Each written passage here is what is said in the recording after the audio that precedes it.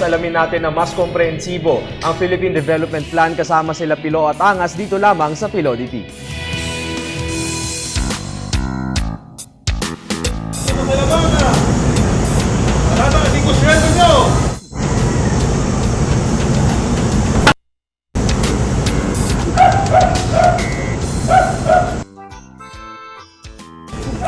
Ano yan?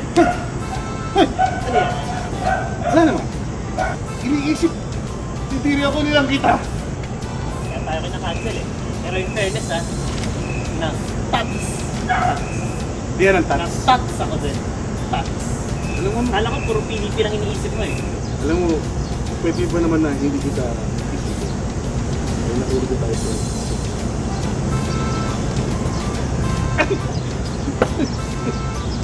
Ay, sakit mo. Tigilan mo ako ha. Susunod, mas malakas. Teka.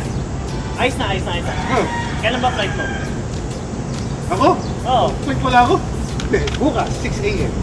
Kung ako lang ang magdedesisyon, hindi na ako tutuloy sa ibang bansa. Pero kailangan talaga. Pero paano yan? Pag umalis ka, ako na lang mag-isa. Paano na lang kung may tanong ako o may tanong sila tungkol sa PDP? Sino ang sasagot? Alam mo, ikaw, kaya mo na yan. Tagal natin magkasama. Huwag mong sabihin sa akin na wala kang natutunan. Kahit isa. Meron naman. Totoo, napakarami. Sige nga. Testingin kita. Oh, What is PDP? Philippine Land. Are you sure about the answer? Oh, isa yung makapal na libro. Kulay dilaw. Dito nakasulat yung mga plano at polisiya ng gobyerno sa bansa para sa taong 2011 hanggang 2016. At alam mo, by the Tagluban, nakasulat dito ang iba't ibang programa para sa tao, gaya ng Pantawid Pamilya Philippine Program, ang PhilHealth. Importante kasi yan, at kapag umuulan ang bansa, nararamdaman nito inclusively. Eh, magaling ka naman pala eh. Kahit wala na ako, kaya mo nang sagutin yung mga tanong ukol sa PDP. Pero pakiramdam ko, di pa kita kasing galing. Oo, sige. Para gumaling ka pa, kakasahin pa ko siya.